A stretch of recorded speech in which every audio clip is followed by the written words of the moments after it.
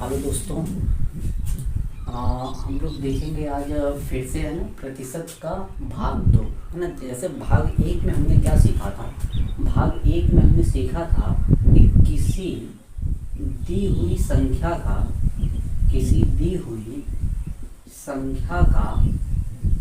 प्रतिशत ज्ञात करना।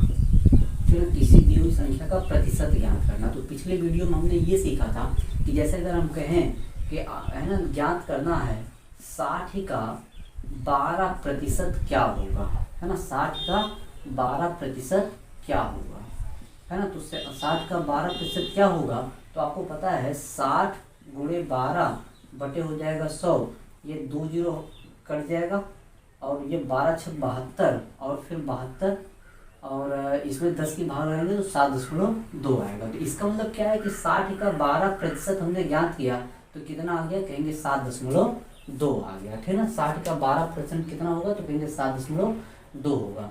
तो इसमें हमने क्या था कि ये 60 का प्रतिशत ज्ञात किया, कितना प्रतिशत, 12%। अब की बार हम लोग क्या ज्ञात करेंगे ना कि पहले ज्ञात किया किसी दी हुई संख्या का प्रतिशत ज्ञात करना। अब की बार हम ये ज्ञात करेंगे कि कोई संख्या किसी दी हुई संख्या का कितना प्रतिशत है ना। कोई मान जो है किसी दिए हुए मान का कितना प्रतिशत है। तो आइए देखते हैं ना, जैसे हम लोग कहेंगे जैसे यहाँ पे लिख देते हैं ना कि मतलब इस वीडियो में हम लोग क्या पढ़ेंगे कि किसी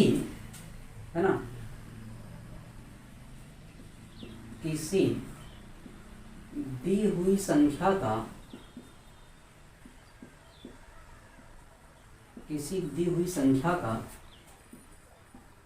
है ना, किसी दी हुई संख्या का प्रतिशत ज्ञात करना।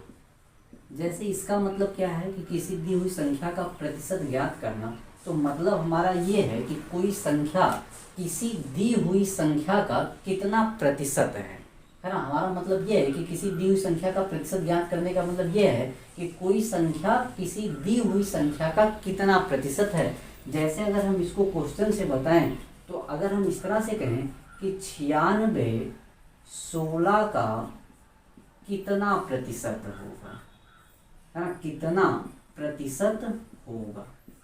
96 16 का कितना प्रतिशत होगा।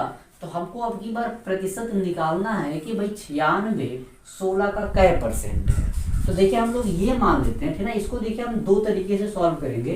तो इसमें देखिए हम लोग पहला मेथड लगाते हैं ना कि जो लॉन्ग मेथड कह सकते हैं, है ना, कि थोड़ा सा लंबा होगा।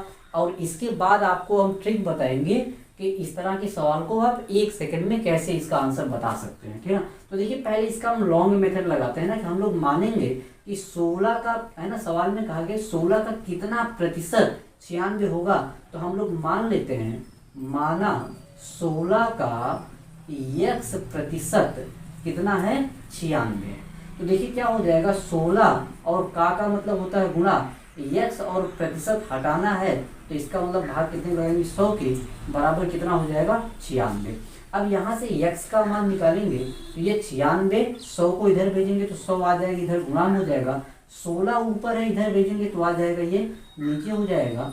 और उसके बाद फिर 16 छक्का 96, x बराबर कितना आ जाएगा, 600। x बराबर कितना आ जाएगा, 600, ठीक है ना। कि मतलब 16 का हम लोग 600% निकालेंगे तो कितना आएगा बताएंगे, 96 आएगा, है ना। कहेंगे 16 का कितना प्रतिशत, 96 जो है 16 का कितना प्रतिशत है, तो कहेंगे 96 जो है 16 का कितना परसेंट है, तो बताएंगे 600% है। अगर इसी सवाल को देखिए हम दूसरे तरीके से कैसे लगाएंगे, और यही आपको दूसरा तरीका यूज करना है ना। इसका आपको, है ना, दूसरा मेथड, है ना, ये तो मान ये पहली विधि से ना जो बिल्कुल कह सकते हैं कि जो डेफिनेशन होती है यही बिल्कुल परसेंट की डेफिनेशन है, परसेंट का बिल्कुल ये बेसिक है। तो हम लोग निकालेंगे अब की बार, है ना, कि इसको ट्रिक से कैसे सॉल्व कर सकते हैं। तो हम लोग कहेंगे कि इसमें, है ना, 96 16 का कितना परसेंट है, तो कहेंगे 96 बटे 16 गुणे कितना करना है, 100। 16 छक्का 96 और 6 का गुना 100 में करेंगे तो कितना हो जाएगा, बताएंगे 600% हो जाएगा।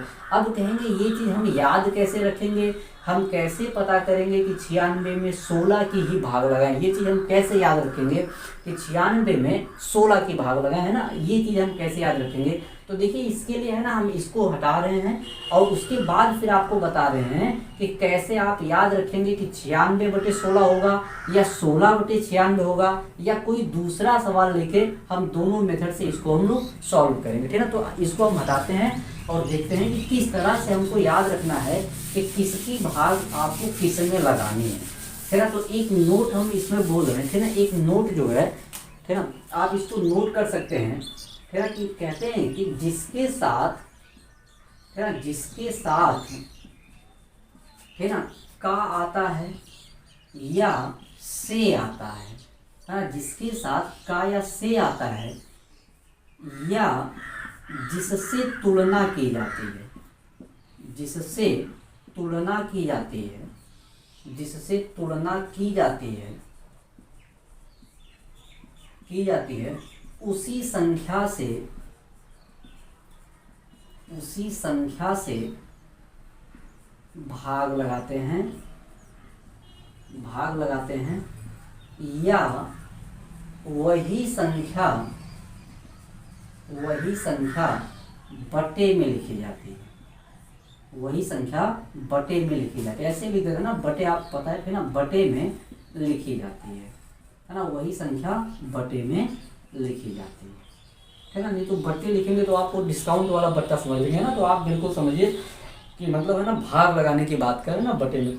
तो इसमें देखिए ना, कहेंगे कि ये 96 16 का कितना प्रतिशत होगा, तो इसका मतलब कह रहा है कि 96 16 का कितना प्रतिशत होगा। तो कहेंगे 96 तो पूछा गया है और किसका पूछा गया बताएंगे 16 का, या फिर कहें किसके साथ का आया है, तो बताएंगे 16 के साथ आया है, तो भाग कितने के लगाएंगे 16 के, और प्रतिशत के लिए गुणा 100 का करेंगे, तो इसका मतलब 16 छक्का 96, ये आपका आंसर कितना हो गया 600% हो गया। तो इसी तरह से आपको ये चीज याद रखनी है कि जिसके साथ का या से आता है या जिससे तुलना की जाती है उसी संख्या से भाग लगाते हैं या वही संख्या हमेशा बटे में लिखी जाती है। तो इसके साथ ये जो चीज आप लिख रहे हैं, ये जो नोट है, इसी की सहायता से हम लोग है ना प्रतिशत कमी और प्रतिशत अधिकता के सवाल हों या फिर इस प्रकार के सवाल हों और दूसरे टाइप के भी सवाल हम लोग इस नोट की सहायता से सॉल्व कर सकते हैं। कि अगर आपको बाय द वे है ना ये चीज आ रही है और आप इसमें खोज पा रहे हैं कि किसके साथ का या से आया है, तो आप आराम से उसकी भाग लगाएं और प्रतिशत के लिए 100 का गुणा करें और उसके बाद फिर आपका आंसर आ जाएगा। तो जैसे हम दूसरा क्वेश्चन देखते हैं, ठीक है ना। दूसरा क्वेश्चन, ये चीज आप नोट कर सकते हैं इसको, ठीक है। भाग हमेशा उसी की लगाना है जिसके साथ का या से आता है ना। भाग आपको उसी की लगाना है जिसके साथ का या से आता है, ठीक है। तो आइए देखते हैं दूसरा क्वेश्चन कि अगर हम आपसे कहें कि 20 60 का कितना प्रतिशत होगा, 20 60 का कितना प्रतिशत होगा, ये आपका क्वेश्चन है। काफी बार कह रहा है कि 20 जो है 60 का कितना प्रतिशत होगा, ये आपको बताना है। तो देखिए हम लोग कह रहे हैं कि किसको पूछा जा रहा है, कह रहे हैं 20 को पूछा जा रहा है ना। का या से किसके साथ आया है, तो बताएंगे 60 के साथ आया है, इसका मतलब 20 में 60 की भाग लगाएंगे और प्रतिशत के लिए गुणा कितने का करेंगे 100 का। तो 20 एकम 20, 20 तिहाई 60 और 100/3 को हम लिख सकते हैं 33 सही 1/3 प्रतिशत, ये आपका आंसर हो जाएगा। इसी तरह से देखिए दूसरा क्वेश्चन लेते हैं कि अगर हम कहें कि 45 15 का कितना प्रतिशत होगा, 45 15 का कितना प्रतिशत होगा, तो बहुत बच्चे क्या करते हैं कि इसमें x मान के लगाते हैं। बिल्कुल सही, आप x मान के लगा सकते हैं, लेकिन अगर आप समय की बचत करना चाहते हैं तो आपसे कहा गया है कि 45 15 का कितना परसेंट होगा, तो मतलब 45 और 45 में भाग उसकी लगाना है जिसके साथ का या से आता है, मतलब 15 की भाग लगाएंगे और प्रतिशत के लिए गुणा 100 का, 15 एकम 15, 15 तिहाई 45, 100 × 3 कितना हो जाएगा बताएंगे 300%, यह आपका आंसर हो जाएगा। तो आपको इसमें पता होना चाहिए कि हम लोग कहेंगे कि इस तरह से इस टाइप का कोई भी क्वेश्चन आए कि 20 60 का कितना प्रतिशत होगा, तो आपको पता होना चाहिए कि हम लोग 20 में भाग उसकी लगाते हैं जिसके साथ का या से आता हो। तो इस तरह से हम लोग है ना कुछ और क्वेश्चन करते हैं ताकि आपकी जो है प्रैक्टिस हो जाए, ठीक है। तो इसमें देखिए और टाइप का क्वेश्चन लिख सकते हैं ना, इन क्वेश्चन को आप लिख के सॉल्व कर सकते हैं अपने से, है ना, बिल्कुल आसान है कि किसी दी हुई संख्या का प्रतिशत ज्ञात करें, है ना। कि मतलब क्या है, जैसे अगर कह दिया गया कि 48/16 का कितना प्रतिशत होगा, 48/16 का कितना प्रतिशत होगा, ये मान लेते हैं आपका क्वेश्चन है। तो फिर से देखिए आ गया, कह रहा है कि 48, तो लिखेंगे 48 और किसके साथ काया से आया बताएंगे, 16 के साथ, तो भागे 16 गुणे कितना लगाएंगे 100, 16 एकम 16, 16 तिया 48, आपका आंसर कितना परसेंट हो जाएगा बताएंगे 300% हो जाएगा, है ना। आपको कोई एक्स मानने की कोई आवश्यकता नहीं है, आप बिना एक्स माने ही इस तरह के क्वेश्चन को सॉल्व कर सकते हैं कि 48 जो है 16 का कितना परसेंट है। अगर यही क्वेश्चन थोड़ा सा ऐसे पूछ दिया जाए कि 16/48 का कितना प्रतिशत है, 16/48 का कितना प्रतिशत होगा, यही क्वेश्चन, यही संख्या, बस थोड़ा सा इसकी भाषा बदल दी गई। कहा गया कि 16 बताना है 48 का कितना परसेंट है, तो इसका मतलब क्या होगा 16 और भाग उसमें लगाएंगे जिसके साथ का या से आता है, तो का किसके साथ आया है तो बताएंगे 48 के साथ, और प्रतिशत के लिए गुणा कितने का तो बताएंगे 100 का, 16 एकम 16, 16 तिया 48, 100/3। और अगर आपको पता हो तो 100/3 को लिखते हैं 33, सही 1/3%, या तो आप आंसर 100/3% लिख सकते हैं। तो इतना आसान होता है कि कोई संख्या, किसी दी हुई संख्या का कितना प्रतिशत है ये ज्ञात करना आपको इतना आसान है। बस आपको देखना है कि जिसके साथ का या से आता हो भाग हमेशा उसी के लगाते हैं, वही संख्या हमेशा बटे में आती है। तो ये तो फिलहाल कुछ टाइप के क्वेश्चन है। एक आध दो देखिए भिन्न के क्वेश्चन देखते हैं ना, कि जैसे भिन्न में अगर आपको बाय द वे दिक्कत हो रही है ना, कि जैसे हम एक भिन्न लिखते हैं, है ना, इसमें जो है एक भिन्न लिखते हैं, है ना, एक भिन्न लिखते हैं, जैसे देखिए, है ना, एक भिन्न है कि 3/5 10/7 का कितना प्रतिशत है, कितना प्रतिशत है। अब की बार देखिए यही संख्या भिन्न में कह दी गई कि 3/5 जो है 10/7 का कितना प्रतिशत होगा। तो देखिए आपको हमने बताया कि 3/5 पूछा गया है, तो 3/5 को लिखेंगे और भाग 3/5 में किसकी लगाएंगे तो जिसके साथ का या से आता है। तो हमने बताया कि 10/7 के साथ क्या आया, यहाँ पे का आया है, तो 3/5 में भाग लगाएंगे कितने की तो बताएंगे 7/10 की। अब परसेंट के लिए गुणा कितने का लगाएंगे तो बताएंगे 100 का। इसी को सरल करेंगे। आपको अगर इस तरह से ये आता है तो कोई बात नहीं, नहीं आता है तो आप इस तरह से इसमें देख सकते हैं कि ये पहला है ना, इसको कह सकते हैं ये पहली संख्या, दूसरी, तीसरी और चौथी मान सकते हैं। तो हमेशा जब इस तरह से 4 संख्याएं बटे में आती हैं तो पहला गुणे चौथा लिखा जाता है।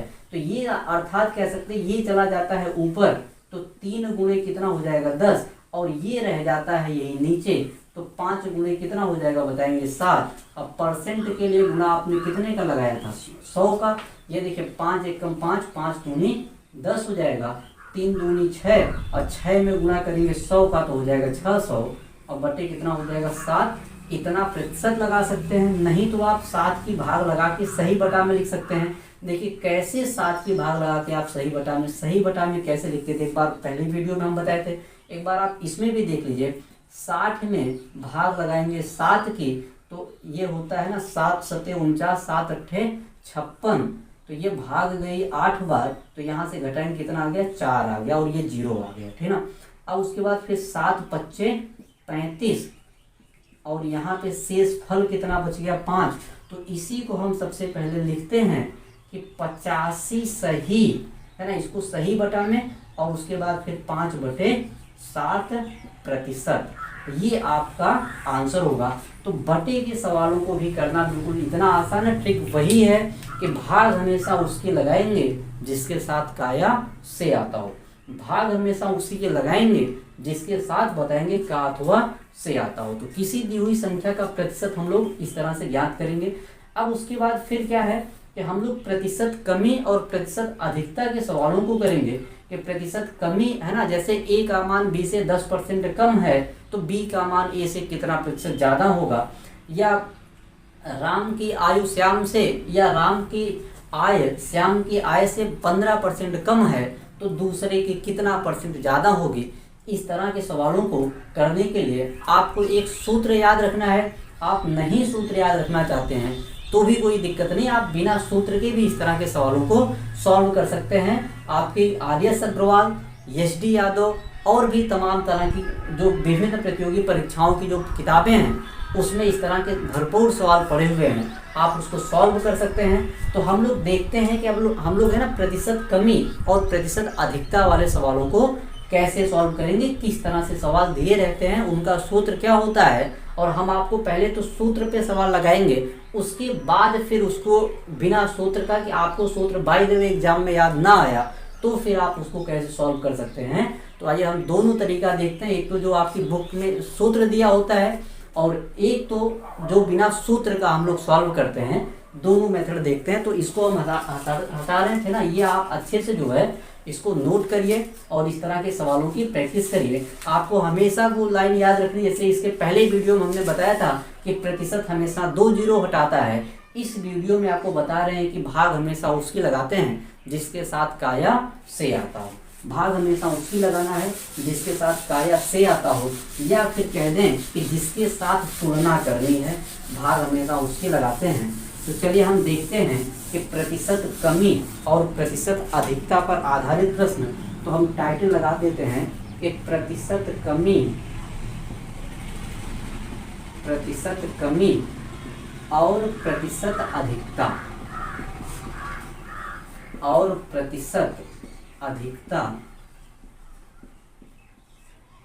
पर आधारित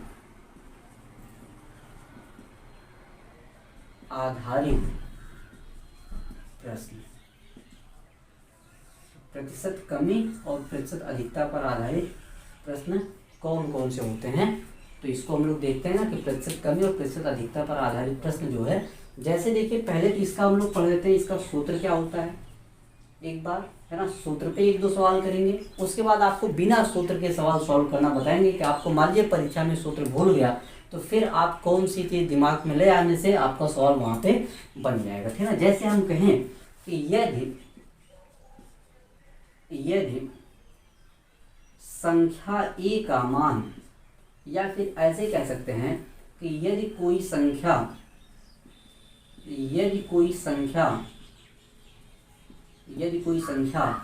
ए दूसरी संख्या बी से, यदि कोई संख्या ए दूसरी संख्या बी से x प्रतिशत अधिक है, तो संख्या बी संख्या ए से कितना प्रतिशत कम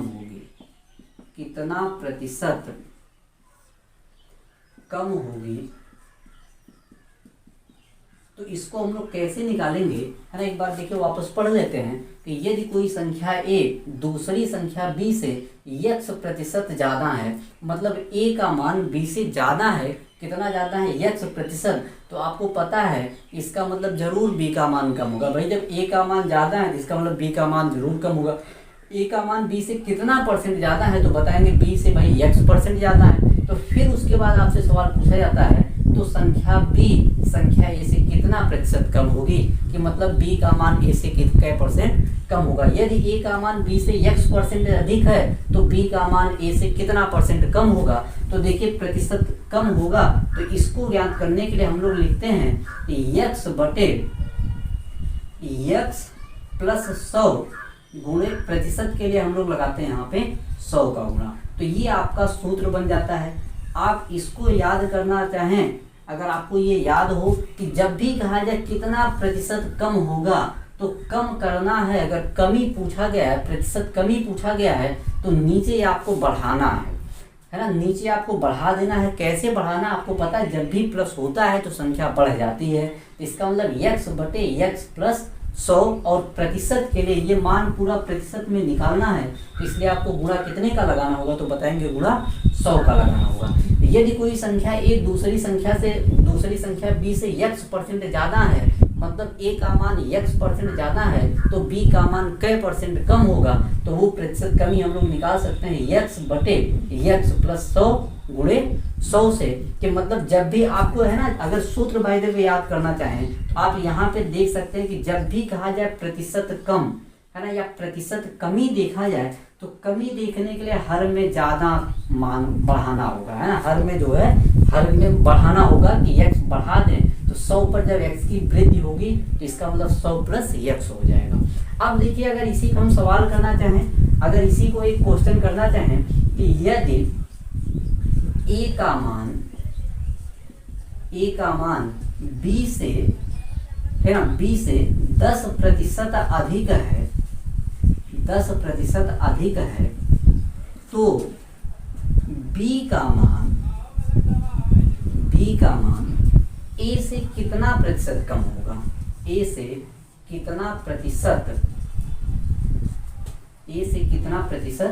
कम होगा, b का मान a से कितना प्रतिशत कम होगा। तो देखिए, आपको पता है कि जैसे कह रहा है कि यहाँ पे सूत्र में बात की गई x% अधिक, सूत्र में बात की गई x% अधिक, तो जब x% अधिक है तो x बटे x प्लस 100 और प्रतिशत के लिए 100 का गुना, इसमें कह रहा है 10% अधिक है, इसका मतलब ये हो जाएगा 10 बटे, ये कहेंगे 10% और फिर प्लस कितना 100 और प्रतिशत के लिए गुना कितने का लगाएंगे 100 का, तो ये आपका हो जाएगा 10 बटे ये 100 और 10 जोड़ेंगे तो आएगा 110 और गुणे कितना है ये 100 है। तो आपको पता है कि ये नीचे 1 0 कट जाएगा, ये 100 बटे कितना हो जाएगा बताएंगे 11 हो जाएगा। और 100 बटे 11 को जब आप सही बटा में लिखेंगे तो सही बटा में लिखने के लिए आपको क्या करना पड़ेगा, 11 9 99 है ना, 9 सही 1 बटे 11%, ये आपका आंसर हो जाएगा।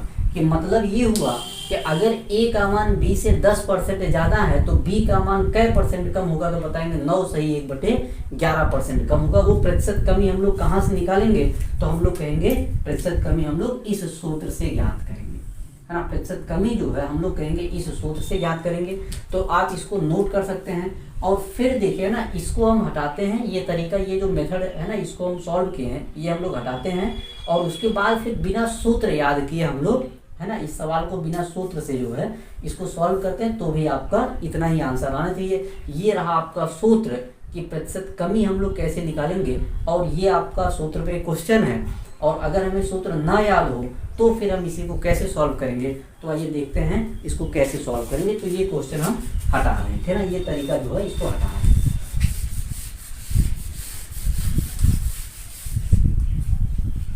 है ना। तो आइए देखते हैं। देखिए, सवाल में कह रहा है a और b की बात हो रही है ना, a और b की बात हो रही है, तो यहाँ पे लिख देते हैं ना कि ये देखिए अपना a है और ये कह रहा है मान लीजिए b है।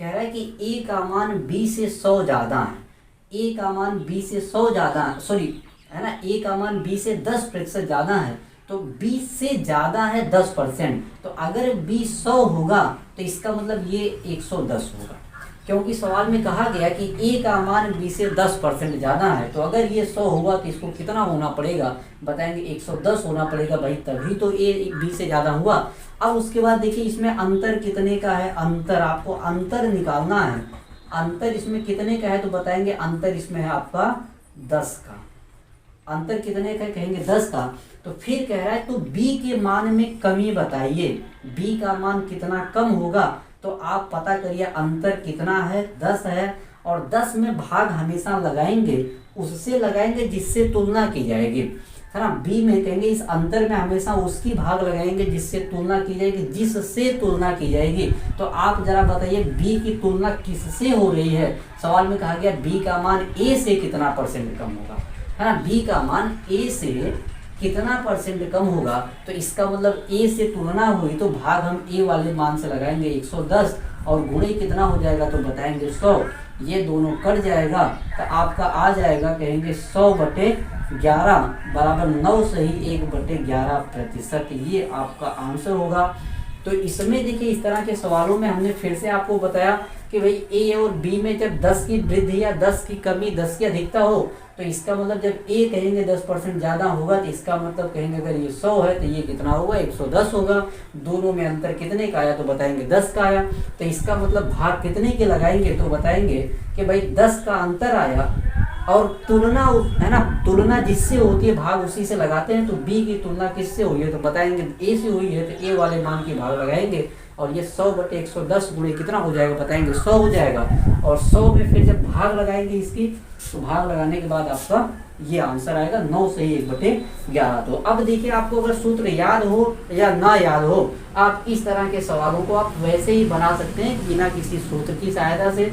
ये आपका वैसे ही सॉल्व हो सकता है, आपको किसी सूत्र की आवश्यकता नहीं है। बस आपको ये तरीका याद रखना है कि भाई जब 10 की वृद्धि तो 110 है, 20 की वृद्धि तो 120, 100 पर 30 की वृद्धि तो बताएंगे 130 होगा। ठीक है, तो आइए है ना एक दो और क्वेश्चन करते हैं ना।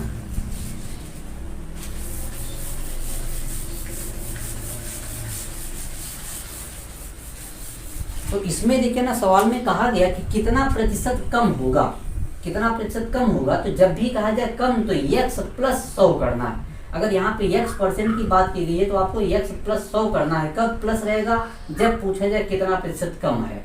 अगर यही कह दिया जाए कितना परसेंट अधिक होगा कि मान लीजिए a का मान अब की बार b से कम था, a का मान b से कम था तो b का मान कितना ज्यादा होगा। तो जब कहा जाए कितना ज्यादा होगा तो यहाँ पे आपको कम कर देना अर्थात यहाँ पे माइनस कर देना।